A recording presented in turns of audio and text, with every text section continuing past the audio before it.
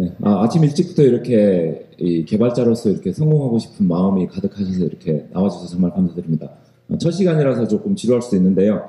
들으셨다시피 제가 좀 말이 빨라요. 그러니까 굉장히 짧은 시간이지만 내용은 되게 이렇게 깊게 빨리 갈 거거든요. 그러니까 오늘 듣고 혹시 이게 비디오가 녹화돼서 나중에 보실지 모르지만 혹시 복습을 하셔야 될지도 몰라요. 근데 어쨌든 저는 굉장히 빠르게 갈 거고 그렇게 쭉 따라오시면 되겠습니다. 프레젠테이션은 제가 그냥 영어로 만드는 걸 좀 좋아해요. 외국에 좀 오래 있다 보니까. 근데 한국 사람이 만든 영어라서 되게 간단해요. 이해하시는데 아무 문제 없고요.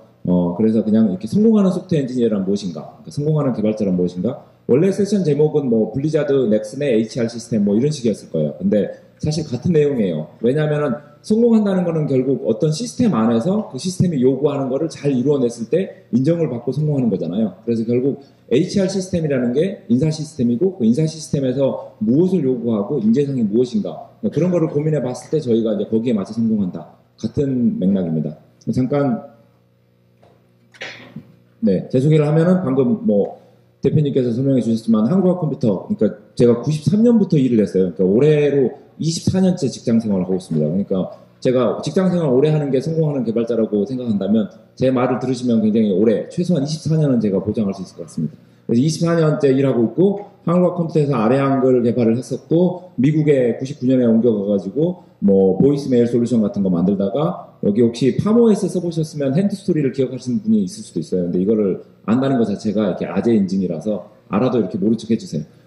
핸드스토리라는 거를 개발을 했었고 그 다음에 이제 블리자드에서 뭐 스타크래프트 개발도 했다가 뭐 하스스톤 개발도 했다 여러 가지 했는데 제일 자랑스러운 거는 스타크래프트에 원래 한글 채팅이 지원이 안 됐었어요. 근데 제가 시키지도 않았는데 밤에 늦게까지 야근하면서 한글 채팅을 집어넣어서 지금 한국에 있는 모든 분들은 저의 도움으로 한글 채팅하고 있습니다. 근데 스타크래프트 리마스터가 곧 나오잖아요. 그러니까 재밌더라고요. 그런 거 만들어보고 싶었는데 모든 일은 제가 나오고 나니까 벌어지더라고요. 아쉽지만 지금은 이제 넥슨, 어떻게 보면 블리자드의 경쟁사인데 넥슨으로 옮겨서 뭔가 미국에 오랫동안 일을 하면서 배운 게 참 많았어요. 한국에서도 배우고 미국 가서도 배웠는데 이렇게 배운 거를 사람들과 좀 공유를 해야 되겠다. 그런 생각이 있어서 한국에 1년에 한 서너 번씩 계속 나와서 강연 이런 걸 했었고요. 그러다가 아예 한국으로 작년 1월에 옮겨서 넥슨이 이제 한국에서 잘하고 있는데 뭐 한 5천 명의 매출 한 2조 정도로 잘하고 있는데 좀 더 글로벌로 가야 되겠다. 뭔가 미국 유럽 시장에 더 잘해보고 싶다 해서 저를 불러서 제가 와서 이제 한국에서는 지금 뭐 글로벌 플랫폼이라고 넥슨이 전 세계로 이렇게 확장할 수 있는데 도움이 되는 그런 거를 개발하고 있고 또 이게 성공해서 이제 한국의 개발자들이 만든 제품들이 뭐 전 세계로 퍼져나갈 수 있게 뭐 이런 식으로 양쪽의 교류가 되는 그런 걸 해보자 하고 또 온 김에 이렇게 강연도 많이 다니고 뭐 그렇게 지내고 있습니다.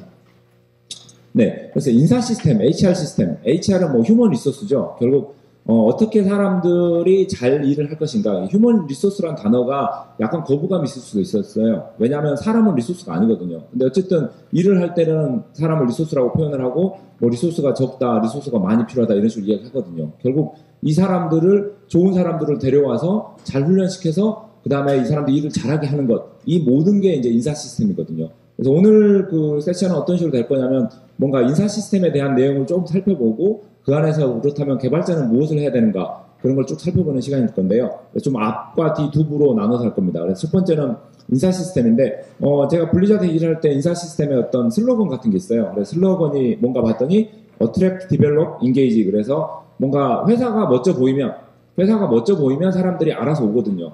제일 채용에 좋은 거는 회사가 멋지다 하는 걸 사람들이 알게 하는 거예요. 뭐 이런 거 저런 거 다 필요 없고 야 저 회사 멋지다 그럼 줄을 서는 거예요. 그러니까 블리자드 같은 경우에는 뭐 워낙 유명한 회사니까 사람들이 많이 와요. 그러니까 굉장히 도움이 많이 되죠.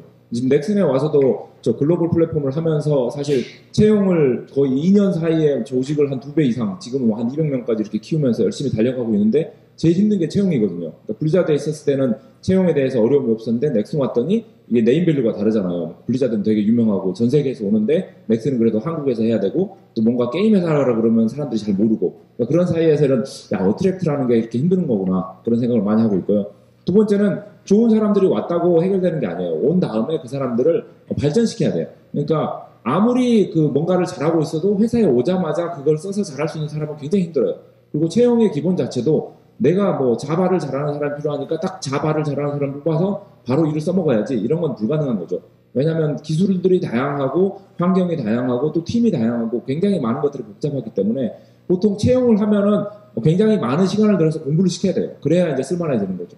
제가 얼마 전에 안녕부서에 계신 분하고 이야기를 하다가 요즘 뭐 C++ 개발자도 없고 뭐 윈도우스 바이너리 뭐 PE 뭐 여기 PE라는 포맷 들어보신 분도 이제 없을 것 같은데 그 바이너리 EXE 포맷이 이제 PE 포맷이라고 그러거든요. 근데 어쨌든 그 PE 포맷 자체를 아는 사람이 있냐 그랬더니 없다고. 그럼 어떻게 채용하냐 그랬더니 그냥 뭐 소아과나 컴퓨터공학과 나온 사람을 대충 뽑아가지고 1년 동안 공부만 시킨대요. 1년 동안.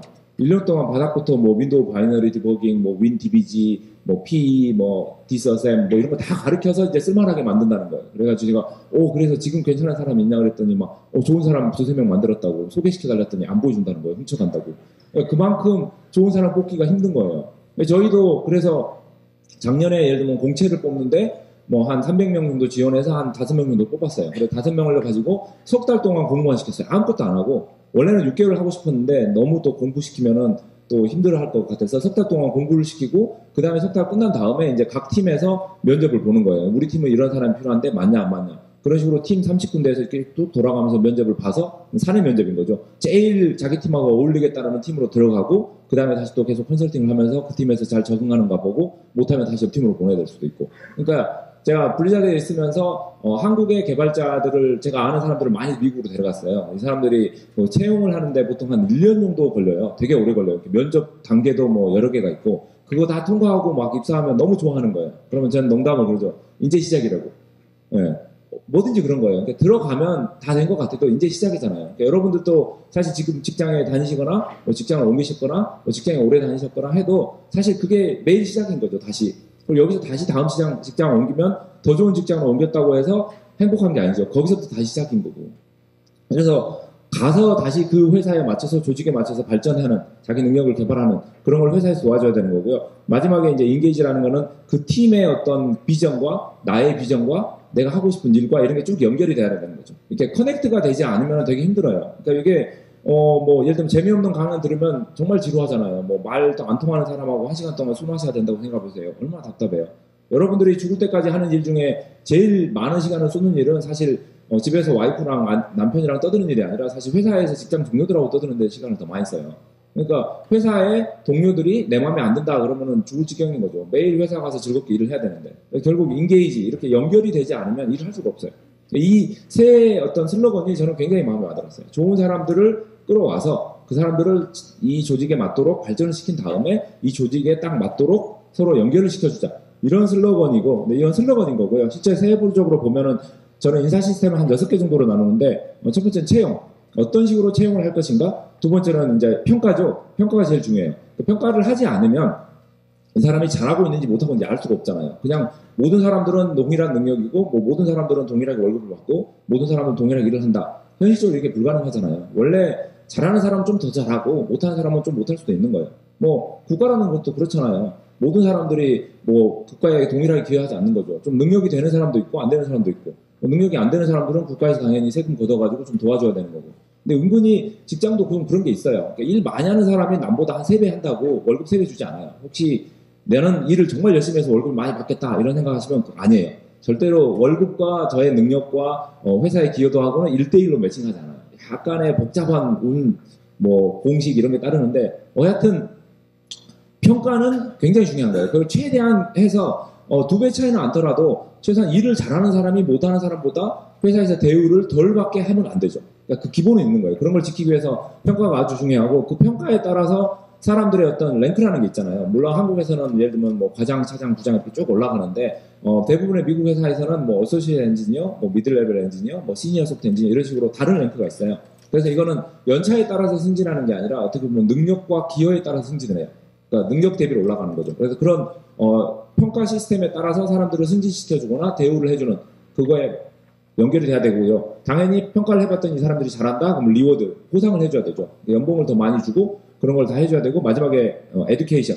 당연히 평가를 해봤더니 이 사람이 좀 부족한 게 많다. 그럼 공부를 시켜줘야죠. 일을 못하고 능력이 안 되면 자르는 게 아니라 공부를 시켜야 돼요. 그래서 사람을 잘하게 만드는 게 사실 훨씬 더 이득이에요. 왜냐면은 업계는 넓고 사람은 부족해요. 어디라 그래요? 제가 좀 가다가 다른 페이지 보여드리면은 숫자 같은 게 나올 텐데 뭐 미국에 지금 필요한 소프트웨어 엔지니어 숫자가 예를 들면 한 600만 명이 필요한데 실제로 업계에는 300만 명밖에 없고 그 300만 명 중에서 한 100만 명 정도가 사실은 소프트웨어 엔지니어라고 부를 수 있다. 이런 무슨 연구조사가 있어요. 근데 한국도 마찬가지예요. 한국의 현재 시장 크기는 예를 들면 50만 명 정도가 필요한데 실제로 업계에는 한 30만 명 정도가 있고 30만 명 중에서 한 20만 명 정도가 사실 소프트웨어 개발자다. 그러니까 10만 명은 굉장히 기초적인 소프트웨어만 하는 거죠. 이런 식으로 개발자의 수는 절대적으로 부족해요. 왜냐하면 이 분야 자체가 뭐 아시겠지만 지금 미국이 큰 소리 형통 치고 있는 거는 뭐 GM이 있고 뭐 락스타가 있고 뭐 이런 게 아니라 그 구글이 있고 애플이 있고 뭐 테슬라가 있고 그래서 미국이 큰 소리 치는 거거든요. 그러니까 이미 세상은 IT의 세상으로 넘어갔고 알파고가 사실 바둑을 1등 한 것 자체도 상징적인 거죠. 그러니까 여러분들은 어떻게 보면은 10년 후를 생각하시면 굉장히 좋은 직업을 고르신 거예요. 제가 주변에 농담으로 다른 소프트웨어 개발자들한테 우리는 정말 우리를 대체할 수 있는 AI를 만들어서 우리를 대체하면서 우리 잡을 끝내는 게 우리의 목표다. 라고 말할 만큼 이런 AI와 시스템들이 세상을 계속 바꿀 거기 때문에 저희는 거기에서 그 일을 하는 걸로 마지막까지 버티다가 이제 기계가 모든 걸 다 잘하면 집에서 그냥 이렇게 놀고 먹으면 되는 거죠. 제가 좋아하는 영화 중에 하나가 월리라는 영화인데 그 보신 분들 계실지 모르겠지만 그 우주로 비행선 타고 날아가고 로봇들이 알아서 다 해주고 사람들이 이렇게 뚱뚱해져가지고 먹고 놀잖아요. 제가 볼 땐 그게 인류의 미래 같아요. 근데 그게 어느 순간까지 최소한 컴퓨터를 열심히 해야 되겠죠. 어쨌든 교육을 시켜서 사람들을 잘하게 하는 그러니까 일 못한다고 뭘 꾸지람을 하는 게 아니라 공부를 시키고 잘하면 더 발전할 수 있어요. 그래서 그 발전할 수 있도록 도와주고 뭐 잘하는 사람도 더 도와줘야 되겠죠. 그러니까 그런 걸 쭉 하는 거. 마지막에 베네핏은 기본적인 이제 복지예요. 그래서 회사의 기본적인 복지 시스템도 당연히 갖춰야 되는 거죠. 근데 이 복지와 보상은 다른 거예요. 그러니까 두 개를 급여 주는 것과 보너스 주는 거를 따로 구분해서 해야 되는 거죠. 그래서 이런 걸 한번 굉장히 좀 빠르게 살펴보겠습니다. 제가 원래 한 1시간 정도짜리도 이게 부족할 정도인데 제가 말을 빨리 해도 근데 이 시간이 한 40분 정도밖에 안 돼가지고 되게 좀 빨리 좀 진행해야 될 것 같습니다. 그래서 채용은 그냥 쭉 보면은 보통 이력서를 보고 그 다음에 커버레터라고 미국에서는 자기가 왜 이 회사에 와서 일을 해야 되는지 좀 적게 해요. 근데 이게 약간 자기소개서하고 좀 다른 게 굉장히 간단하게 쓰고 짧게 써요. 그리고 뭔가 질문에 대한 대답이 아니라 내가 왜 이 회사에 오고 싶은지, 내가 이 회사에서 어떤 일을 할 수 있을지, 그리고 그 일을 통해서 회사에 어떻게 기여를 할지 딱 그 세 개만 쓰는 거예요.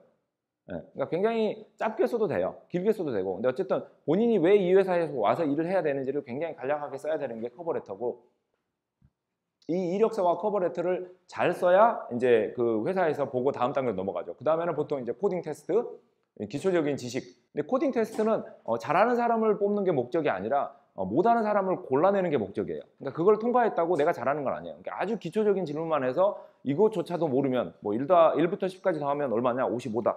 이런 거를 예를 들면 물어봐서 테스트에서 기초적인 걸 보고 그 다음에는 이제 보통 그 2단계 테스트를 더 하는데 이제 인터뷰를 하죠. 불러서 직군 인터뷰라 그래가지고 이 사람이 이제 개발자다 뭐 개발에 대한 질문들을 하면서 기초적인 소양은 있나 좀 테스트하는. 근데 이제 코딩 테스트는 이제 무슨 웹사이트 같은 데 가서 한다. 기계적으로 한다면 이건 사람들을 불러서 직접 하는 거죠. 마지막에 이제 팀 인터뷰는 실제로 같이 일하게 될 팀의 사람들이 나와서 이제 대화를 하면서 이 사람이 매일 출근해서 나랑 일할 건데 그때 어떻게 나랑 잘 맞을 것인가. 그런 거를 그냥 대충 분위기를 보는 거죠. 그래서 이제 컬처를 보는. 이렇게 4단계로 해서 지금 넥슨에서도 비슷한 식으로 하고 있고요. 그래서 처음에 이제 이력서 보고 그다음에 이제 코딩 테스트를 보내면 집에서 그걸 예를 들면 3시간 동안 문제 한 3개 정도 푸는 굉장히 기초적인 문제를 풀게 하고 그다음에 이제 회사로 불러서 1시간 동안 뭐 엔지니어들하고 직군 인터뷰를 하고 다시 1시간 동안 그 해당 팀 사람들하고 그냥 이렇게 대화를 나눠보고 그러고 나서 마지막에 이제 그 인터뷰 했던 사람들이 다 모여서 어떠냐 그리고 막 이렇게 점수를 매겨서 점수를 매긴다는 표현이 좀 이상하긴 한데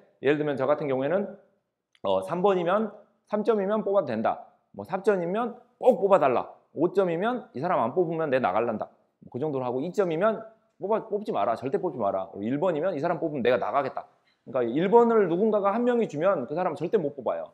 원래 채용이라는 게 다 3점이면 잘 안 뽑아요. 다 3점 중에 4점이나 5점이 한 명 있어야 뽑히는 거고 아무리 4점, 5점이 많아도 1점이 한 명 있으면 절대로 못 뽑아요. 그러니까 모두가 싫어하지 않은데 좋아하는 사람이 한 명이라도 있으면 그게 제일 좋은 거예요. 네. 그래서 어떻게 보면 이런 거 이제 채용에 대한 강의도 많이 나가거든요. 그럼 학생들한테 이런 이야기 많이 해요. 그러니까 모두가 나를 싫어하지 않게 하는 것도 굉장히 중요한데 면접관에서 그러니까 안 이렇게 튀게 대충 뭔가 말 한마디 잘못해서 찍힐 수도 있잖아요. 그러니까 그런 것도 중요한데 하지만 나를 좋아하는 사람을 못 만들면 그것도 망한 거다. 그러니까 그 인터뷰 들어온 사람 중에 한 명은 나를 좋아하게 만들어야 된다. 그러니까 뭔가 내가 말을 했을 때 반응이 있는 사람이 있거든요. 한 4명 있으면 그중에 한 명은 내 말을 좋아해요. 원래 세상은 넓으니까 한 명쯤은 저를 좋아할 수 있거든요. 근데 그 사람을 좀 집중적으로 공략을 하는 것도 굉장히 중요해요. 나머지 3명은 잘 모르겠는데 그러면 그 사람이 마음에 들면 그 사람이 뽑자 그럴 수 있거든요.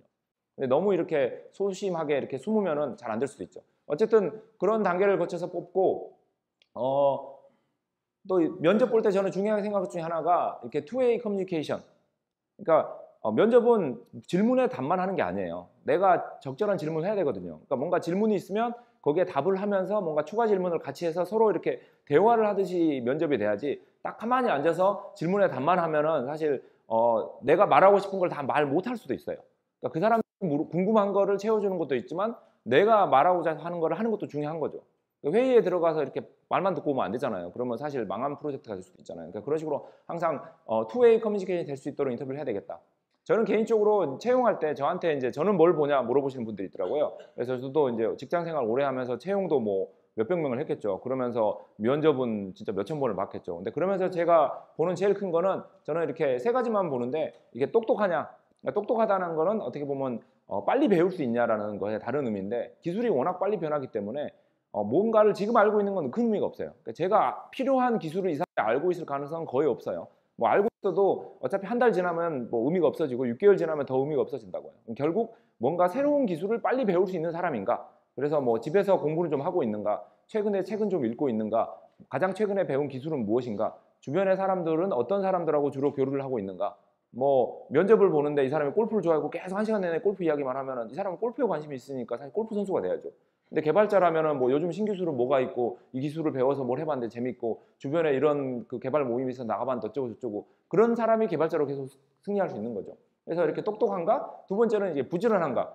이게 의외로 이렇게 두 개는 좀 반비례가 있어가지고 대부분 똑똑하면 좀 게을러지더라고요. 근데 왜 그러냐면 이렇게 게을르기 때문에 똑똑해지는 거예요. 반대로 이야기하면. 그러니까 내가 몸 쓰기 싫으니까 머리를 쓰는 거거든요. 자꾸 움직이기 싫으니까 집에서도 이렇게 약국을 가고 뭐 병원을 가고 어쩌고 가야 되는데 막 계산하죠. 어떻게 하면 이걸 최대한 빨리 다닐 수 있을까? 한 번에 이걸 다 쓸 수 있을까? 저도 오늘 아침에 일어나서 몇 분에 출발해서 몇 분에 택시를 타고 여기를 도착하고 막 계산해가지고 딱 5분 전에 딱 도착했거든요. 그래서 지금 주최진한테 막 이렇게 욕먹고 이렇게 늦게 오시면 안 된다고. 근데 이게 저의 머릿속으로 딱 계산해서 오늘 하루를 최대한 옵티머하게 해서 5분 전에 딱 도착해야 완벽하게 제 시간을 하고 이거 끝나고 다음 스케줄 있고 이런데 어쨌든 게을러야 이렇게 똑똑해진다. 그런 게 있기 때문에 좀 이걸 봐요. 그래서 똑똑한 개발자인데 그래도 상식적으로 너무 게으르진 않고 좀 부지런하게 일을 해줄 수 있는 이게 속도로 가는 개발자들을 정말 많이 봐가지고 그 부지런하게 일을 하는가 뭐 세 번째가 좀 우회인데 저는 착한가를 봐요. 착한가. 왜냐하면 이게 사람이 착하지 않으면 사기를 쳐요. 결국 내 일이 아닌데 내가 했다 그러고 내 일이 되기 위해서 남들을 해코지하는 사람도 있어요. 저는 개인적으로 뭐 사람들한테 그냥 인간 코칭? 주변에 뭐 결혼에 대해서 고민을 하거나 뭐 직장에 동료들하고 고민하면은 세상에 이제 내부류의 사람이 있다고 저는 이야기를 해줘요. 그래서 뭔가 자기의 이득을 위해서 남을 도와주는 사람, 그 다음에 자기를 희생하면서 남을 도와주는 사람, 뭐 자기의 이득을 위해서 남을 희생시키는 사람, 그 다음에 아무 생각 없어서 자기도 망하고 남도 망하는 사람이 있어요. 이게 녹화돼서 나가면 위험하긴 한데 이게 자기도 망하고 남도 망하는 사람이 예를 들면 박근혜 같은 사람. 자기가 희생하면서 남을 도와주는 사람은 예를 들면 노무현 같은 사람이 있는 거고 자기의 이득을 위해서 남을 희생시키는 사람이 이제 이명박 같은 사람이 있는 거고 이해가 바로 되시죠? 그리고 이제 자기의 이득을 위해서 남을 도와주는 사람 이게 이제 김대중 같은 사람입니다. 이런 식으로 세상에는 골고루 있는데 이게 자기의 이득을 위해서 어쨌든가 남을 해코지하거나 아니면 자기도 망하면서 남을 해코지하는 사람들이 의외로 많아요. 그러니까 그런 사람들이 조직에 들어가면 조직이 바로 망하는 거거든요. 그래서 절대로 이렇게 그 인터뷰를 하면서 뭔가 말을 이렇게 자꾸 바꾸거나 아니면은 뭔가 숨기는 게 있다거나 아니면은 뭔가 자기의 이득을 위해서 뭔가 나쁜 짓을 했던 사람들은 잘 안 뽑아요. 그래서 제가 일할 때 저의 보스가 했던 말이 있는데 과거는 거짓말을 하지 않는다. 그러니까 이 사람한테 질문을 할 때 들어와서 일을 열심히 할 거예요? 물어보는 건 아무 의미가 없어요. 다 잘한다 그래요, 그거는. 그러니까 미래에 대해서 물어보는 건 아무 의미가 없고 과거에 대해서 물어보는 거죠. 왜 그랬냐? 그때 무슨 생각이었냐? 그래서 대부분 과거에 했던 히스토리들이 다시 미래에 할 거기 때문에 그러니까 과거에 사기쳤던 사람들은 미래에 또 사기를 칠 수 있다는 거죠. 물론 이제 대화를 나눠봐서 이제 바뀔 가능성이 있으면 다행이지만 어쨌든 그런 식으로 저는 의외로 이렇게 착한 사람을 좋아해요. 그러니까 자기 이득을 위해서 남을 해코지 하는 사람을 되게 좀 피하는 경향이 있습니다. 그래서 회사를 다닐 때도 좀 제가 중간에 회사를 다니다가 나오는 가장 큰 이유는 보통 그거예요. 사장이 거짓말을 하는 거예요.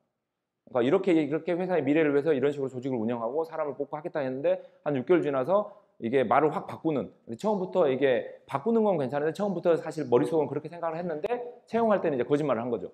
이제 이렇게 거짓말을 했다는 게 들통이 나면 좀 보통 그 회사는 굉장히 레드 사인을 줍니다.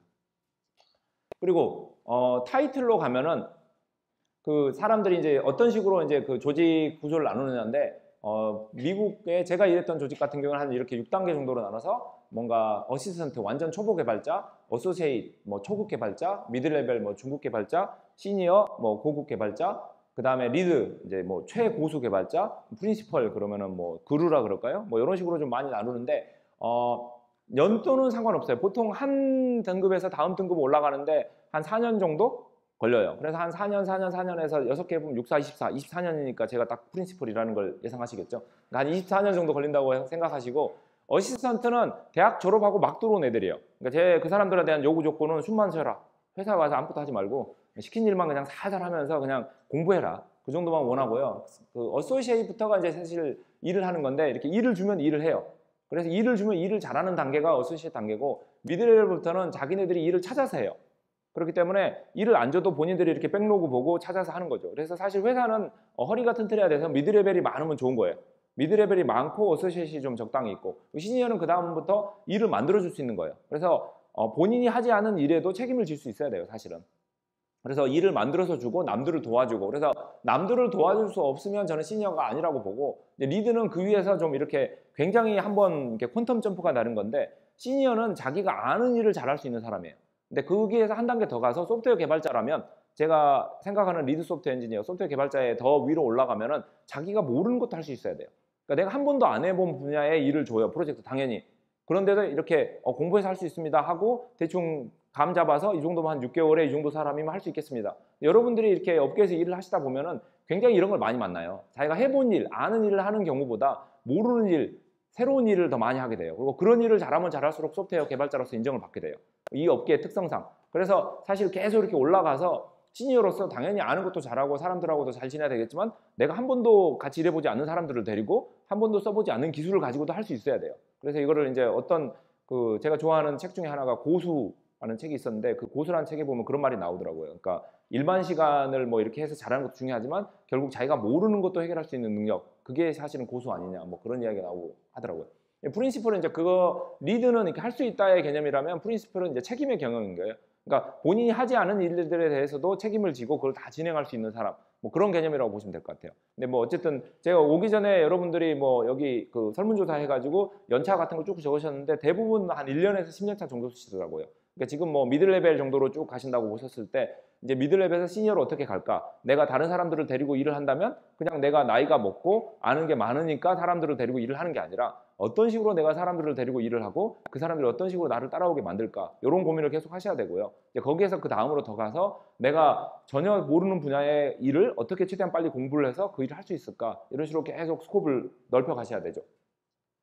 그래서 교육은 뭐 여러 가지가 있어요. 그래서 뭐 책이라든지 세미나든지 뭐 대학을 보낸다든지 회사에서 뭐 20% 시간을 줘서 공부를 시킨다든지 뭐 개인이 뭐 미래 계획을 세우게 한다든지 굉장히 많은 공부하는 방법이 있는데 이거는 그냥 스킵하겠습니다. 공부는 그냥 열심히 하시면 됩니다. 방법은 다양해요.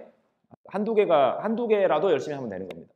그래서 이제 리뷰가 중요한데 7가지 카테고리, 제가 이제 개인적으로 저는 그 한컴에 다닐 때부터 어떤 인사평가를 되게 중요하게 생각했어요. 그래서 직원들 평가할 때 예를 들면 학교에서도 전체 등수로만 저는 전교 32등이라고 해줬어요. 본인한테 도움이 되나요? 아무 도움이 안 돼요.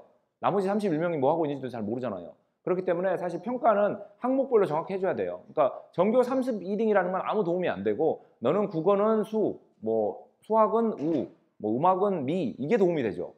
그러니까 인사평가도 대부분의 한국 회사들이 S, A, B, C, D 이렇게 주거든요. 그러니까 잘했다, 뭐 중간이다, 못했다 도움이 안 돼요.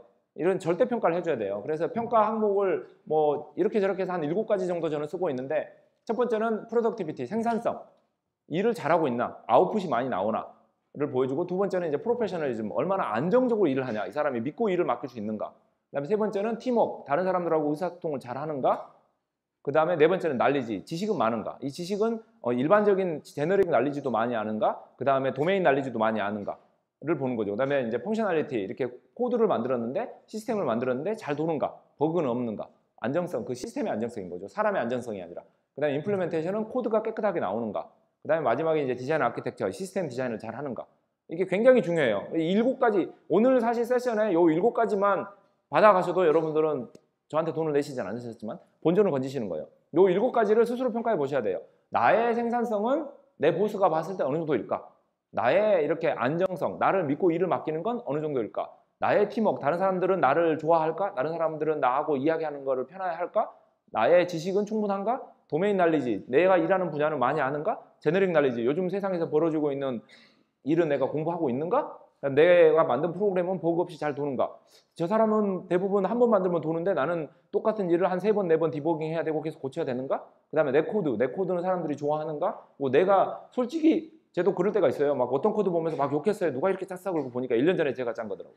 원래 이런 거예요. 그러니까 자기 코드를 남들이 보고 좋아할 정도로 사실 좋은 코드를 만들어야 되거든요. 그러고 마지막에 디자인 아키텍처, 내가 시스템 디자인을 얼마만큼 할 수 있는가.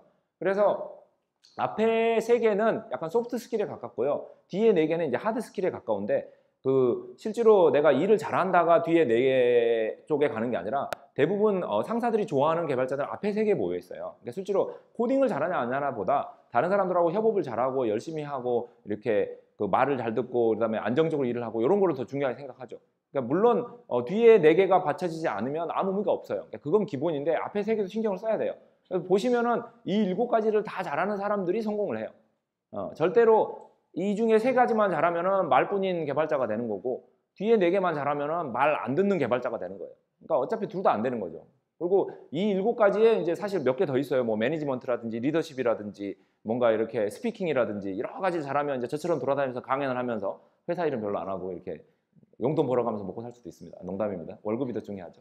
어쨌든 여러 가지를 하면 할수록 이렇게 범위를 넓혀가는 거예요. 근데 단순히 그냥 열심히 일하고 공부하고가 아니라 이 7가지 카테고리를 스스로 평가해 보세요. 오늘 뭐 집에 가셔서 내가 이거에 어느 정도인가 평가해 보고 여기에서 끝나면 안 되고 원래 이 페이지에서 빨리빨리 넘어가야 되는데 워낙 중요한 페이지라서 주변에 일하시는 동료들이 있잖아요. 예를 들면 뭐 10명이건 5명이건 각 항목별로 생각을 해보세요. 우리 팀에서 프로덕티비티가 제일 높은 사람은 누구인가? 그리고 우리 팀에서 예를 들면 난리지가 제일 높은 사람 누구인가? 각 항목별로 제일 잘하는 사람을 찾으세요.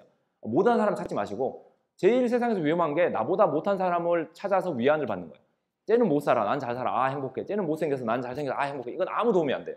나보다 잘난 사람을 찾으세요. 나보다 잘난 사람을 찾고 슬퍼하면 안 되고 그 사람이 왜 잘하고 있는가를 파악해서 내가 따라하면 되는 거예요. 그러니까 우리 팀에서 나보다 못한 사람 찾고 아 나는 중간은 가 행복하면 발전이 없어요. 나보다 5명이 있다면 5명들이 각 항목씩 하나씩은 잘해요. 그러니까 평균은 걔들이 나보다 낮을 수 있어도 하나는 잘할 수도 있어요. 그래서 나보다 펑셔널티가 높은 애, 나보다 프로덕티가 높은 애를 다 찾아서 비교를 하세요. 쟤는 왜 높지? 쟤는 뭘 하길래 나보다 코드의 버그가 적지? 쟤는 뭘 하길래 안정적으로 일을 할 수 있지? 그걸 생각하시고 본인한테 물어봐도 돼요. 가서 야, 내가 봤을 때 너는 나보다 코드가 깨끗한 것 같아. 비결이 뭐니? 물어보면 좋다고 이야기해줘요. 이렇게 칭찬하면은 사람들은 다 이야기해주게 돼 있어요. 그렇게 받아들여서 성장을 하는 거예요. 제가 저의 평생 인생의 어떤 슬로건, 뭔가 제일 좋아하는 교훈 중에 하나가 이 공자님, 제가 약간 노인네라 이렇게 공자님 세대인데 공자님의 이 3인행 필유사라는 단어가 있어요. 이거 여기 아시는 분은 있나? 그 3인 모른다 하세요. 이거 알면 아재게 되는 거예요. 3인행 필유사라는 건 3명이 걸어가면 그 중에 1명은 스승이 있다는 뜻이에요. 그러니까 3명이 걸어가면 그 중에 1명은 분명히 나보다 뭔가 잘하는 게 있어요. 그러니까 그거를 배우려는 사람과 그냥 3명 다 비리비리 하네 내가 이겼다라는 사람은 큰 차이가 있는 거예요. 그래서 이 7가지 중에서 내가 잘하고 싶은 게 무엇인가도 생각을 해야 돼요. 그냥 무조건 다 잘해야 되겠다 이렇게 생각하면 안 되고요. 7가지 중에서 하나라도 예를 들면 올해는 예를 들면 펑셔널리티 좀 올리고 싶다. 그러면은 팀에서 누가 이 펑셔널리티 높은가를 찾고 그 사람이 어떻게 그걸 잘하고 있는가를 분석하고 그 사람한테 물어봐서 배워서 그걸 서서히 올리는 거죠. 그래서 이것만 잘하고 한 3, 4년 꾸준히 하시면은 본인이 이렇게 골고루 성장할 거예요. 그러니까 남들이 저 사람이 옛날에는 소통하기 힘들었는데 요즘은 소통하기 쉽네? 저 사람 코드가 옛날에는 좀 지저분했는데 이제는 깨끗해지네? 그런 게 서서히 느껴지게 돼 있어요. 그리고 이런 프로그램을 팀 내에서 돌려도 돼요. 그러니까 나는 이제 이런 식으로 나를 평가할 거고 뭐 우리 팀도 이런 식으로 평가했으면 좋겠다 이렇게 제안할 수도 있는 거고 그리고 나는 이걸로 이 분야를 올리고 싶으니까 여러분들이 좀 도와달라고 하든가 사실 이런 걸로 주제를 만들어서 하는 거죠. 그래서 평가 시스템 하나만 잘해도 회사는 확 변해요. 물론 이 다음에 팔로우업이 있어야 되죠. 평가를 했더니 좋다. 그러면 뭐 승진을 시켜주고 월급을 뭐 더 주고 보너스를 주고 평가를 했더니 부족하다? 어떻게 한다고요? 자르는 게 아니라 공부를 시키고 그쪽 분야에 대해서 도움을 많이 주고 다른 사람을 붙여주고 평가를 해봤더니 뭐 펑셔널리티가 낮다? 펑셔널리티 높은 사람을 이렇게 페어로 붙여서 둘이 같이 일을 할 수 있게 해주고 여러 가지 방안을 고민해야죠. 근데 지금 하는 일을 그냥 열심히 해가지고는 성공할 수 없어요. 그 일을 하는 사람들을 더 잘하게 만들어야 돼요. 그러니까 사람들을 발전시켜야 조직도 발전하고 그래야 제품도 발전하는 거지 그냥 아무 생각 없이 앞만 보고 달리면은 어떻게 보면 일은 될 수 있어도 사람들은 계속 뒤처져요. 지치고 그러니까 그 사람들을 계속 키워서 같이 가야 되는 거죠. 그래서 여기 뭐 팀장님들도 계시고 시니어들도 계시고 주니어들도 계시겠지만 이게 개발을 하면서 촉 중에 하나가 사람이에요. 그러니까 계속 사람에 대해서 생각을 안 하면 개발은 갈수록 힘들어지죠. 그래서 결국 그 사람들을 챙기는 게 이제 1대1 면담인데요. 1대1 면담을 할 때 그 사람이 뭐 퍼포먼스 일은 잘하고 있는가, 그로우스 성장은 하고 있는가, 해피니스 행복한가. 그러니까 저는 1대1 면담을 할 때 항상 이 세 가지를 체크해요. 그래서 일은 잘하고 있나, 그다음에 성장은 하고 있나, 행복한가. 일을 못하고 있으면 월급을 줄 필요가 없잖아요. 큰일이에요. 일을 못하고 있으면 잘하게 만들어야 돼요. 성장을 안 하고 있으면 그것도 큰일이에요. 왜냐하면 지금 당장은 쓸모가 있어도 3년 후에는 그 사람이 회사에 짐이 돼요. 그럼 서로 손해죠. 그 사람 내보내고 새로 사람 뽑는 게 얼마나 커요. 넷플릭스 같은 경우에는 직원을 뽑을 때 그 시장가에 따라서 뽑아요. 그래서 만약에 시장가가 오르잖아요. 요즘 업계 연봉이 오르잖아요. 그럼 전 직원 연봉을 그냥 올려줘요. 왜냐하면 걔가 나가면 어차피 빼보려면 그 정도 비용이 드는 거니까.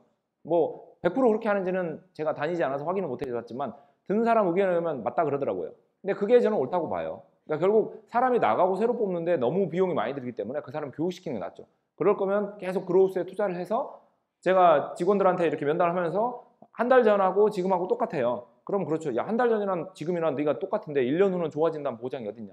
10년 후는 좋아진다는 보장이 어딨냐. 그러면 이게 업계는 계속 올라가는 거잖아요. 사람들의 기술도 올라가는 거고. 저랑 굉장히 친했던 엔지니어 한 명이 블리자드 다니면서 시니어 소프트웨어 되는 게 꿈이에요. 그래서 야간대를 다니면서 막 석사 과정을 하고 정말 열심히 하는데 문제는 시니어 소프트웨어 엔지니어의 리ኳ이먼트가 계속 올라가는 거예요. 그러니까 10년 전에는 뭐 C++ 조금만 알았으면 되는데 지금은 뭐 오브젝티브 C도 알아야 되고 뭐 DB도 알아야 되고 당연히 세상은 바뀌니까 그 기대치도 계속 올라가는 거잖아요. 그렇게 계속 올라가니까 이 친구가 공부하는 속도보다 회사의 기대치가 더 빨라져가지고 10년을 일했는데도 시니어로 승진은 안 되는 거예요. 그래가지고 굉장히 안타까워했는데 제가 뭐 어쩔 수 없지 뭐 옆으로 팔아. 뭐 시니어 소프트 엔지니어 하지 말고 뭐 시니어 시스템 엔지니어를 하다든가 아니면 뭐 라이브 옵스를 한다든가 데브 옵스를 해라. 그래서 옆으로 바꿔서 이제 성공해서 지금은 이제 디렉터까지 됐는데 하여튼 이렇게 가만히 있으면 되는 것 같아도 이 업계 자체가 가만히 있으면 망하는 거예요. 그러니까 내가 공부하는 속도가 이 시장에 새 지식이 나오는 속도보다 느리다 그러면 위험한 거예요. 그걸 좀 위기심을 느끼셔야 돼요. 만약에 아니 저렇게 많이 나오고 내가 이거 다 공부해서 어떻게 캐치업하냐 이거 너무 힘들다 그러면 다른 업계로 가셔야 돼요. 솔직히 제가 원래 전공이 토목공학이에요. 제 굉장히 친한 선배 형이 제가 컴퓨터를 너무 좋아하고 저도 컴퓨터를 너무 좋아해서 둘 다 컴퓨터 회사를 가자 그랬더니 그 선배가 거절하고 토목 회사를 갔어요. 왜 그러냐 그랬더니 자기는 4년 동안 공부한 걸로 죽을 때까지 먹고 살고 싶다고. 제가 아이 사람이 공부해야 재미지 그러고 여기 와서 24년째 개고생하면서 아직도 그 선배 만나면 잘못했다고. 정말 저는 첫 번째 직업이 코볼 프로그래머였어요. 그 다음에 아르바이트 할 때는 포트란을 짰었고요. 중간에 이제 디베이스 3나 뭐 클리퍼 같은 거 사용해서 상용 솔루션도 만들었고, 뭐 어셈블리로 무슨 다른 것도 만들었고, 제가 배운 거 중에 쓰고 있는 거는 5%도 안 돼요. 95%는 배워서 다 버렸어요. 그 코볼 뭐에다 쓰겠어요? 포트란 뭐에다 쓰겠어요? 그런데 그게 재미인 거예요. 예를 들면 이게 100%다 가지고 있다는 건 제가 어렸을 때는 짬뽕을 좋아하고 짜장을 좋아했는데 아직도 짜장면하고 짬뽕을 계속 먹는 거예요. 그럼 10년을 살아도 매일 돈가스만 먹어요. 그게 사는 게 아니잖아요. 오늘 돈가스 먹다가 내일은 스시를 먹다가 1년 후에는 세상이 바뀌어서 뭐 쉑쉑버거를 먹거나 계속 세상은 변하는 거니까 우리의 지식도 변해야 되고 사람도 변해야 되는 거예요.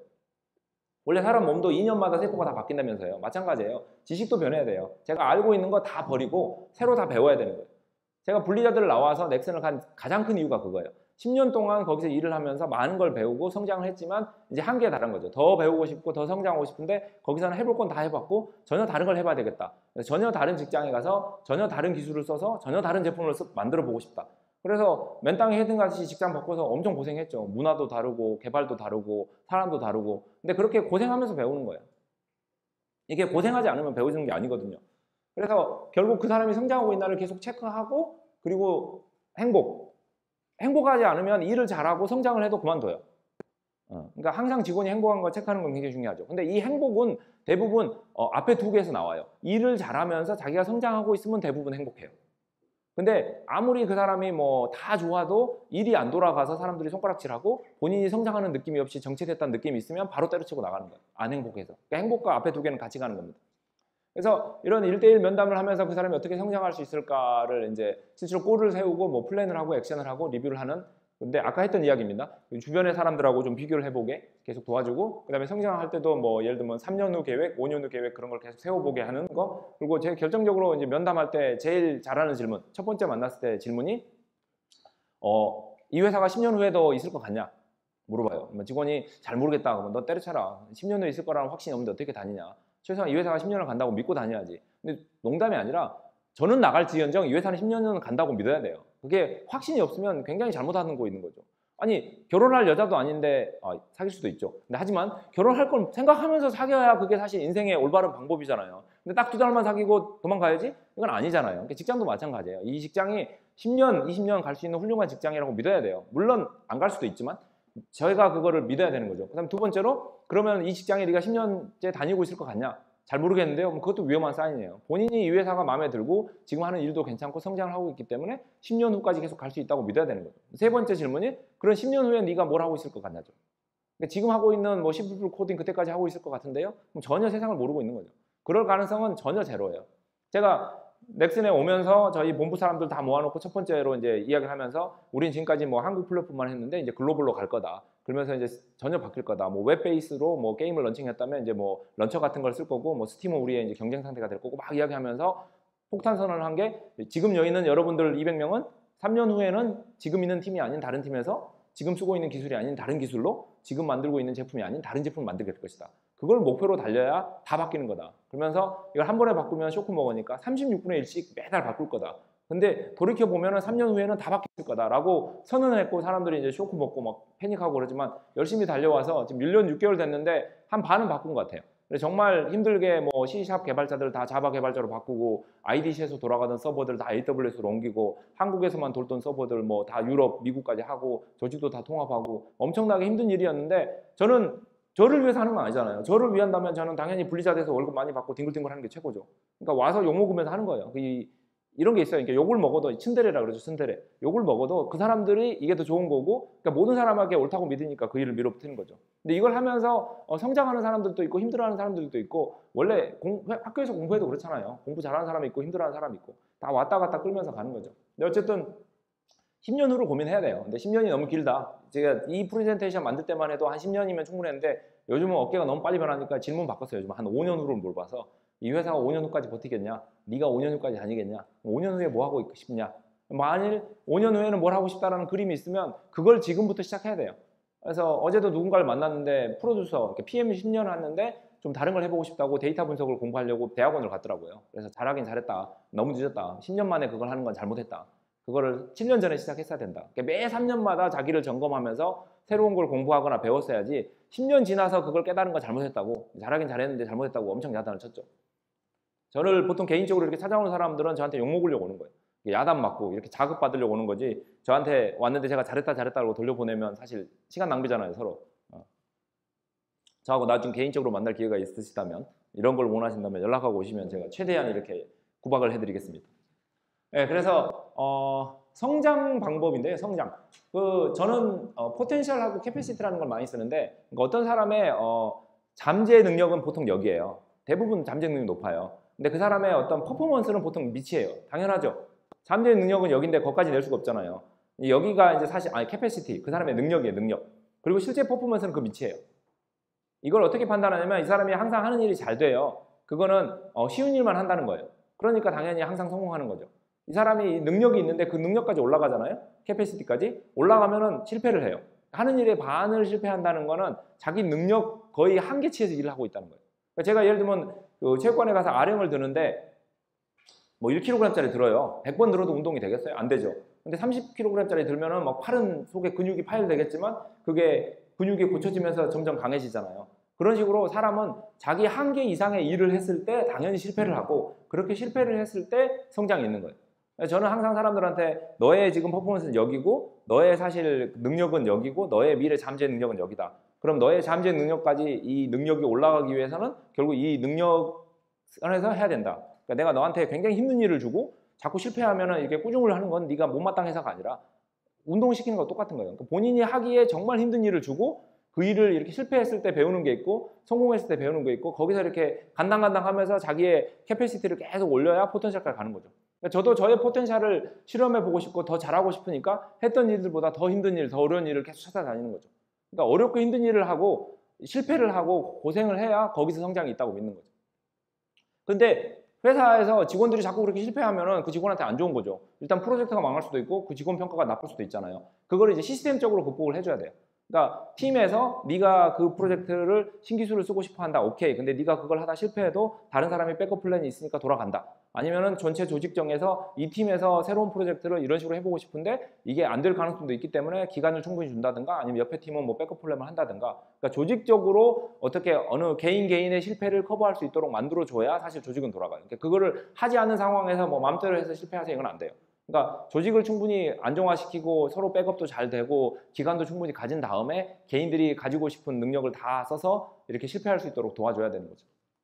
그래서 이때 저희 아버님의 교훈 오늘 제가 아버님이 저한테 주신 인생 교훈 2개를 또 알려드릴 건데 첫 번째는 아까 그 퍼포먼스 리뷰가 굉장히 중요한 거였고요. 이 두 번째 저희 아버님의 인생 교훈이 가져가시면 오늘 본전 뽑는 거라고 생각하십니다. 저희 아버님이 그래서 제가 대학을 졸업할 때쯤 이 포트란을 써서 그 일하던 토목회사가 있어요. 토목회사에 이렇게 땅 파는 프로그램을 짜는데 장난 아니에요. 되게 어렵고 복잡하고 막 포트란 2만 라인짜리 프로그램 짜가지고 이 빔을 심는데 이 빔을 몇 개를 심냐에 따라서 이 건물의 안정성이 달라지잖아요. 근데 그 빔 하나가 막 1억씩 하고 그래요. 하나 덜 심으면 1억 버는 거예요.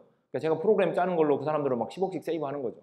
저한테는 뭐 100만 원밖에 안 주면서 원래 그런 거죠. 근데 어쨌든 그 회사에서 졸업하니까 오라는 거예요. 연봉을 엄청 많이 주면서. 근데 그때 이제 한컴에서도 아르바이트 했었거든요. 아래 한글 만드는 데서. 근데 거기서는 제가 완전 말단 개발자라서 이렇게 형님들 커피 따라다 드리고 막 모니터 닦고 뭐 이렇게 구석지에 무릎 꿇고 코딩하는 거 구경하고 그런데 거기서도 졸업해? 그러면 와라. 근데 이 토목회사가 이 컴퓨터 회사의 연봉의 3배를 주겠다는 거예요. 그리고 뭐 하여튼 온갖 조건을 다 말해요. 그러니까 고민이 되죠. 근데 저희 아버님한테 상담했더니 저희 아버님이 종철아, 이 쉬운 일을 선택하면 끝이 없단다. 라는 말을 했는데 제가 그게 크게 와닿았어요. 사람이 쉬운 일을 선택하면 끝이 없어요. 그러니까 부드러운 것만 찾으면 죽밖에 못 먹을 거잖아요. 그러니까 항상 어렵고 쉬운 일이 있을 때 쉬운 일은 언제든지 선택할 수 있어요. 그러니까 할 수 있는 한은 어려운 일을 선택해야 돼요. 항상 둘 중에 어려운 길을 선택해야 언젠가 쉬운 길을 선택할 수 있어요. 그리고 여기 뭐 결혼 안 하신 분들이 있으면은 뭐 남자건 여자건 이렇게 어려운 사람한테 도전해보고 싶지 쉬운 사람을 사귀고 싶진 않잖아요. 똑같은 거예요. 직장도 어려운 직장 가서 일도 어려운 일을 해야 돼요. 그래서 그때부터 지금까지 저는 아버지의 저주에 걸려가지고 계속 어려운 것만 선택해서 개고생. 아까 뭐 남들이 보면 24년 동안 좋은 회사 잘 다녔지 않냐? 아니에요. 이렇게 진짜 힘들고 어려운 일 가서 정말 고생하고 미국 가서 분리자대에서도 정말 고생 많이 하고 저 농담으로 그래요. 저만큼 고생했으면 누구라도 저만큼은 했을 거라고. 그러니까 결국 고생의 총량인 거죠. 근데 어쨌든 이렇게 고생을 하려면은 실패를 하고 그 실패 속에서 성장을 해야 되는 거죠. 그래서 어쨌든 여러분들은 오늘 여기 오셨다는 것 자체가 이런 거에 대해서 관심이 있는 거예요. 그래서 뭔가 토요일 아침에 집에서 쉽게 있지 않고 나와서 배우겠다고 생각했기 때문에 이걸 여기 좀 더 가세요. 그래서 어려운 내가 알고 싶지 않지만 업계에서 필요한 지식들을 공부하시고 내가 별로 친하게 지내고 싶지 않지만 뭐 똑똑한 개발자가 있다면 좀 친하게 지내시고 내가 못하는 분야인데 무시하고 싶었는데 그 분야를 좀 더 하시고 그러니까 계속 본인의 어디에 약점이나 강화해야 될 부분을 계속 생각하고 지금 여기 온 거보다 조금 더 가세요. 그렇게 조금씩 더 가다 보면 그게 모여서 1년, 2년, 3년에서 확 달라져요. 그래서 저도 이렇게 강연을 다니면서 이게 과연 효과가 있을까? 이렇게 그냥 혼자서 떠드는 건데 근데 얼마 전에 어디 강연 갔더니 누군가가 자기 원래 삼성전자 다니고 있었는데 10년 전에 제 강연 듣고 그냥 확 때려치고 지금 스타트업 하면서 정말 재밌게 살고 있다고 그래서 개발자로 해서 긍지도 있고 그래서 저는 그런 말 들으면 정말 보람 있어요. 근데 삼성전자 왜 떨어졌지? 이런 생각이 들기도 하지만 어쨌든 뭔가 본인이 원하는 삶을 살아야 되는 거죠. 그리고 성장하는 삶을 살아야 되는 거고 결국 그래서 행복은 내가 뭐를 좋아하나 내가 뭐를 잘하냐 이런 거에 대한 고민인 건데 거기에서 핵심은 이 직장이 어떤 직장인가에 대한 건데 내가 하고 있는 일을 좋아하는가 그러니까 3가지 저는 직장을 고를 때 이 3가지를 제일 강조하는데 내가 하는 일, 그 일이 마음에 드는가 인조이 좋아하는가 그 다음에 그 일에서 내가 배우는 게 있는가 그러니까 내가 좋아하고 배우지 않으면 행복할 수가 없어요. 좋아하고 배우고 있으면 또 일을 잘할 수밖에 없거든요. 3번째가 더 중요한데 내가 평생을 걸고 하고 싶은 인생의 비전이 있어요. 나는 훌륭한 개발자가 되고 싶다. 나는 건물주가 되고 싶다. 하여튼 뭐가 되든지 간에 그걸 하는데 내가 하는 일이 관련이 있어야 돼요. 내가 건물주가 되고 싶은데 회사에서 월급을 좀만 줘. 그러면 절대 안 되죠. 내가 세계 최고의 프로그래머가 되고 싶은데 회사에서 맨날 배치 파일 프로그램만 시켜. 그럼 안 되죠. 그러니까 결국 내가 10년 후, 20년 후에 하고 싶은 일이 있는데 그 일에 도움이 되냐를 봐야 돼요. 그 일에 도움이 되는 직장이 최고인 거죠. 그리고 그 안에서 배움도 있고 재미도 있고 근데 3가지 다 되는 직장은 없어요. 3가지 다 되는 직장은 정말 열심히 찾아다녀야 되고 그런 직장을 들어가도 제가 들어가는 순간 아닌 직장이 돼요. 그렇기 때문에 항상 변하는 거죠. 훌륭한 여자도 저랑 결혼하면 이상한 여자가 되는 이런 거 비슷한 거예요. 왜 결혼하면 저렇게 싸우냐 뭐 사람은 변하는 거니까 직장도 마찬가지예요. 그래서 이런 직장을 만들겠다고 생각을 하시고 셋 중에 하나라도 되면 돼요. 그러니까 즐겁거나 공부하거나 비전을 맞거나. 셋 다 없다면 고민하시되 셋 중에 하나만 있으면 성공하신 거고 2개 있으면 진짜 대박 나신 거고 거기서 충분히 배우시고 근데 뭐 그렇다고 뼈를 묻을 생각은 하지 마시고 계속 여러 가지 변화를 줘야죠. 그래서 이제 2부로 넘어가는데요. 1부만 했는데도 시간이 이렇게 다 갔네요. 제가 몇 분 정도 더 할 수 있나요? 10분? 10개 하길래 100분 더 한다는 줄 알고 좋아했었는데 저 혼자서 이렇게 3시간 더 떠들어요. 어디 가가지고 1시간 강의했는데 3시간 했더니 9시에 시작해가지고 12시에 끝났어요. 그러니까 저녁 9시에 회사에 시작해서 12시에 끝나 사람들이 다 죽어가더라고요. 근데 어쨌든 개발자는 무엇인가 뭐 소프트웨어 개발자, 뭐 시스템 개발자, 뭐 DB 개발자 요즘은 이제 클라우드 아주 크죠. 이런 식으로 개발자가 다양하게 있다. 특히 클라우드 공부 많이 하세요. 제가 넥슨 와가지고 1년 6개월 동안 일하면서 AWS를 정말 많이 보고 저희 시스템도 AWS로 많이 옮기면서 야 이제는 시대는 변했구나. 정말 이 클라우드가 얼마나 중요하냐. 단순히 클라우드가 있고 그 기계들을 쓴다는 거가 아니라 걔들이 만드는 솔루션을 써야 되는 거죠. 예를 들면 게임 서버 같은 것도 AWS에서 자동으로 서버에 사용자가 많아지면 막 서버를 늘려줘요. 그래서 전체 사용자를 많이 쓰게 한다든가 이런 식으로 단순히 이제 클라우드가 거기 있는 기계를 쓴다가 아니라 그 위에 이제 서비스를 쓴다, 뭐 백엔드를 쓴다로 계속 확장되고 있거든요. 이쪽에 관련돼서 공부를 좀 많이 하시기를 정말 강력하게 추천하고요. 저는 공부하기 싫어서 그냥 아마존 주식을 왕창 샀어요. 그래서 걔들이 잘 되면 저는 날로 먹는 걸로. 근데 어쨌든 클라우드 공부를 많이 하셔야 되고요. 소프트웨어 개발자들한테 중요한 거는 어떻게 보면 스템이라고 그러죠. Science, Technology, Engineering and Mathematics. 이 4가지에 대해서 항상 관심을 가지셔야 돼요. 그러니까 과학도 보셔야 되고 기술도 보셔야 되고 엔지니어링도 보셔야 되고 수학도 좋아하셔야 돼요. 이 4가지를 다 좋아해야 그래서 책 같은 거 읽을 때도 이렇게 골고루 읽어주셔야 사실 되는 거지 코딩 책만 보시면 안 돼요. 요즘 뭐 테슬라에서는 무엇을 만들고 있고 요즘은 뭐 음속 비행기 누가 만들고 있고 이런 식으로 계속 업계 동향에 좀 신경을 써주셔야 골고루 발전할 수 있고요. 그리고 소프트웨어 개발자는 모든 인더스트리에 다 필요해요. 그래서 미국 같은 경우에는 거의 탑 10 잡 중에 하나고요. 그러니까 굉장히 소프트웨어 개발자라 그러면 사회적으로 인정을 받고 대우도 좋고 저도 뭐 예를 들면 어디 쇼핑몰에 갔는데 블리자드 다닌다 그러면 막 사인도 받고 사람들이 그러니까 굉장히 좋은 거죠. 그런 식으로 소프트웨어 개발자는 뭐 지금 한국에서는 정부에서 좀 이렇게 시비를 걸지만 어쨌든 우리가 없으면 세상은 안 돌아가요. 그래서 농담이 아니라 최근에 그 미국의 사우스웨스트라고 비행기 뭐 한 2만 대 있는 회사가 있는데 그 회사의 메인 서버에 뭔가 누가 코드 하나 잘못 넣었고 2시간 동안 다운됐어요. 그러니까 비행기 2만 대가 못 뜨는 거예요. 왜냐하면 사람들을 체크인 시킬 수도 없고 체크아웃 할 수도 없고 누가 타는지도 모르고 그래서 피해액이 얼마나더라? 600억인가? 그러니까 장난 아니에요. 그러니까 우리가 뭔가를 잘 되게 할 수는 없는데 안 되게 할 수는 있어요. 굉장히 중요합니다. 그렇기 때문에 굉장히 자부심을 갖고 일해야 돼요. 저희 실수 하나면 세상은 망하는 거예요. 정말. 그러기 위해서는 근데 잘해야 되는 거죠. 어쨌든 그래서 이제 인하우스 엔지니어들이 있고 그러니까 그 회사 내에서 예를 들면 삼성 안에도 뭐 어디 개발팀이 있을 거고 뭐 농협 안에도 전산팀이 있을 거잖아요. 그러니까 인하우스 엔지니어들이 있고 또 커머셜 소프트웨어 뭐 아래 한글 만든다든지 게임을 만든다든지 이런 것도 있고 뭐 게임도 만들고 인베디드 소프트웨어 뭐 삼성 SSD 하드 드라이브 뭐 펌웨어를 만든다든지 굉장히 다양한 분야의 소프트웨어 개발자들이 있고요. 이 중에서 대부분이 사실 인하우스 개발자들이에요. 이 업계 전체로는. 그리고 커머셜 게임 만드는 사람들은 한 10%밖에 안 되고요. 그리고 10% 중에서 게임 만드는 사람은 사실 또 1%밖에 안 돼요. 전체 소프트웨어 개발자들 중에서 한 1%만 게임을 만드는 거죠. 근데 웃긴 거는 이 마켓 자체로 보면은 게임 마켓이 어마어마하게 크죠. 왜냐하면 사람들이 많이 쓰니까. 그러니까 이런 것들도 좀 고민해 보시면서 내가 어디 분야에서 일을 하는 게 좋을 건가 뭐 이런 거 생각해 볼 필요 있죠. 미국 같은 경우에는 제가 주변에 이제 컴퓨터공학과 나온 사람들이 어디 취직하냐고 물어보면은 제가 보통 추천하는 거는 군사업체 괜찮아요. 그러니까 미국 같으면 뭐 군사업체 들어가면은 프로젝트 하나를 막 10년씩 해요. 그러니까 굉장히 몸도 편하고 마음도 편하고 돈도 많이 주고 휴가도 많고 그러니까 탱자 하고 싶으면 군사업체.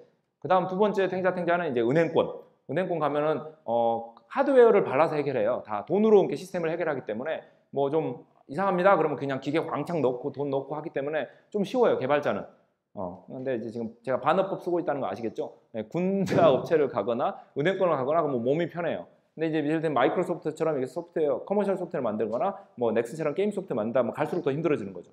결국은 여러 분야가 있기 때문에 어디에서 일을 하냐는 거는 계속 한번 생각해 보실 필요가 있습니다. 그래서 게임 개발자들한테는 뭐 클라이언트 개발자, 서버 개발자, 그리고 툴 개발자, 플랫폼 개발자 이렇게 한 4가지로 나누고요. 그러니까 생각보다 많이 분류가 돼요. 단순하게 게임 개발하면 전부 막 그래픽 해야 되는 거 아니냐? 아니에요. 전체 개발자 중에 사실 클라이언트 개발자는 소수고 서버 개발자가 굉장히 많고 그 게임을 개발하는 툴, 예를 들면 스타크래프트 같은 경우에는 뭐 스타크래프트 맵 에디터라는 게 있어요. 그래서 그 맵 에디터로 사실 맵을 다 만들거든요.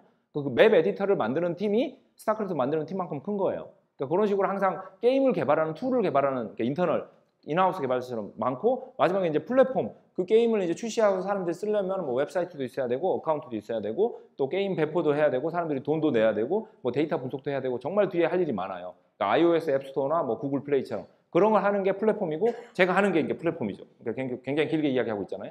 그러니까 이 플랫폼이라는 것도 되게 중요한 분야 중에 하나고요. 게임에서.